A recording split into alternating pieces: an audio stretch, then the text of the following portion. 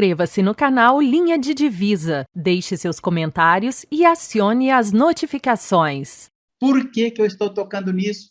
Estou tocando no Ricardo Quadros Gouveia. Eu queria que você falasse, porque ele vive falando, e eu fico feliz com isso, ele vive falando da relevância e da importância do meu canal, na medida em que eu procuro dar vozes para quem pensa a teologia, quem pensa a filosofia, quem repensa a arqueologia, a história. É o meu papel, dar vozes. Então, eu gostaria que você falasse um pouquinho sobre fundamentalismo, mas lembrando que o meu canal não dialoga só com a academia ou com o meio teológico, com a sociedade. Uma das propostas do meu canal é dialogar com a sociedade. E dentro da teologia confessional, dentro de muitas igrejas, protestantes ou não, nem se permite falar sobre fundamentalismo. Eu gostaria que você explicasse claramente o que é fundamentalismo religioso e teologia confessional. Lembrando, viu, Edson, me permita essa liberdade de pedir isso para você, de dialogar com a sociedade, falar com os membros de igreja que não sabem o que é isso. Tá bom, eu vou falar como se tivesse como um interlocutor aqui, né? Uma pessoa, uma mulher, um homem, um jovem, uma jovem, de uma igreja dessas, né? Protestantes, evangélicas, né? Ou mesmo um católico, né? E então vou falar muito livremente, né? Mas assim, pretendendo ser fiel ao espírito do Rubem. Então eu diria o seguinte, cara, que por trás de toda a experiência religiosa, né? A base de toda a experiência religiosa, a experiência com Deus, para usar a linguagem evangélica, a experiência de Deus, né, para usar a linguagem católica, é o seguinte: há um encontro com Deus, né? Há um encontro com a divindade, né? Com esse nome, né, que não tem nome, com esse mistério, enfim, né, inominável. Então, há um encontro. Esses encontros podem se dar de diferentes maneiras, mas a base da experiência... Então, por exemplo, os mitos, os ritos, as fórmulas litúrgicas, né? As doutrinas, né? Os textos, né? Que marcam, né? Digamos assim, que dão um sentido para essa comunidade, né? Como disse o Peter Berger, a religião tem muito, ela sobrevive muito dessa conversação. É uma certa conversa em torno de alguns temas comuns, né? Com certas conclusões, né? Com certos, né? Pontos de vista e que é isso aqui, né? Então a fé é isso, a Bíblia significa isso, o encontro com Deus significa isso. Então, qual eu acho que é a especificidade do Rubem? Qual é a coisa bonita do Rubem? É pensar o seguinte, que todas essas coisas, o rito, a doutrina, os textos, a liturgia, tudo isso são cristalizações. Tudo isso são consequências. Tudo isso são o produto da experiência religiosa e não a experiência religiosa. Na verdade, esses textos, às vezes, são até já o esquecimento daquela experiência que está na base dele, que fez esses textos surgirem. Vamos pensar nos textos dos evangelhos. Aqueles textos, aqueles escritos, aquelas memórias que foram sendo condensadas, né? Escritas ali, registradas, o que está na base daquilo? Está na base é uma paixão, está na base é um amor por aquela figura que encantou aquelas vidas. Você está falando da experiência luminosa?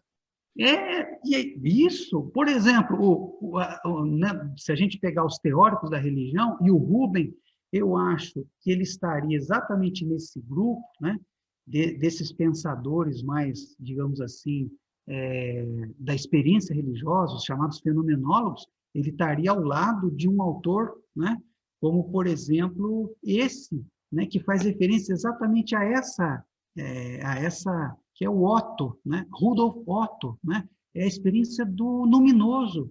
Mas dê o nome que você quiser, Deodato. É a experiência do luminoso, do luminoso, do inominável, do sublime, do belo.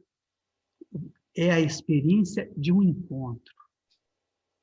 Qual que é o problema? Então, esse encontro, Deodato, porque somos humanos, porque somos históricos, porque somos de carne e osso, porque somos seres da linguagem, porque vivemos dentro de um contexto, de um ambiente, esse encontro, ele vai ter que se traduzir para esse ambiente, numa linguagem, num rito, numa doutrina, numa palavra, num pensamento, ele vai se traduzir. Por quê? Porque somos humanos. Por quê? Senão, nós não teríamos religião. Senão, nós não teríamos os evangélicos, os católicos, o catolicismo, a dimensão evangélica, o islamismo, tudo isso são exatamente configurações que pressupõem que há uma linguagem, que há um determinado corpo doutrinal, que há determinados ritos que diferenciam uns dos outros. E por quê? Porque esse acontecimento do encontro com o sagrado se dá num lugar diferente, num contexto diferente, então produz uma linguagem diferente, produz um rito diferente. Qual é o problema disso, Deodato? É quando você quer absolutizar aquilo que é a cristalização da experiência religiosa, não a experiência religiosa. Okay. Quando você quer tornar absoluta uma coisa que é relativa àquele momento, aquela parte da história, aquele momento da sua vida. E aí você absolutiza isso e você quer que todo mundo pense do mesmo jeito, todo mundo creia nisso, todo mundo pense do mesmo jeito. Percebe? Isso é o fundamentalismo. Então, o fundamentalismo, cara, ele parece ser uma espécie de doença afetiva. Ele parece ser uma espécie de doença afetiva no sentido assim, de que aquilo foi tão bom para mim, aquilo é tão maravilhoso, que eu quero que aquilo se repita para sempre. E só aquilo é válido. Nada mais além daquilo é válido. Isso é o fundamentalismo. Foi tão bom, que aquilo gerou esse livro, que aquilo gerou esse texto, que aquilo gerou essa doutrina, que isso aqui agora, eu me agarro a isso aqui. Mas eu não posso me agarrar a isso aqui, porque isso aqui não é a fé, isso aqui é a crença. A fé, ela é inominável, a fé, ela é incontrolável. A fé, para usar a expressão lá do Pires, né? É aquilo que me afeta, e não que eu pego, que eu controlo, é aquilo que vem a mim, aquilo que me afeta incondicionalmente, eu não sei nem responder, eu não sei nem dizer, eu não sei nem... É aquilo que vem. Mas essa fé, ela acaba se manifestando através de algumas crenças que a gente vai construindo. Deus é bom, Deus é Pai, Deus é misericordioso, né? Os calvinistas, Deus elege, né? Uns para a vida eterna, outros não sei para quê. Tudo isso são crenças que nasceram de experiências lindas, bonitas, maravilhosas. Então, a gente tem que sempre voltar a essas... Então, o Rubem Alves, eu diria, é um pensador que ousou voltar a essas experiências, que voltou a pensar, ousou pensar a religião a partir desse primeiro momento. E aí, Deodato, o fundamentalismo é um baita de um problema.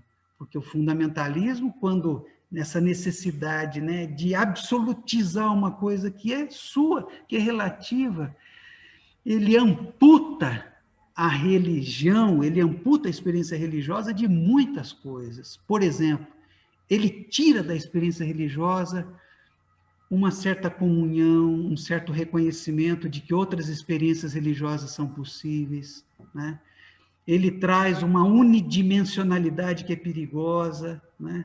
Que é só isso é o verdadeiro, só isso pode salvar, só quem diz que a Bíblia é inspirada até nas suas vírgulas e nas suas... Só esse pode ser salvo. Opa, peraí. Eu gostaria que você desse um destaque para essa questão da inerrância bíblica. Inscreva-se no canal Linha de Divisa, deixe seus comentários e acione as notificações.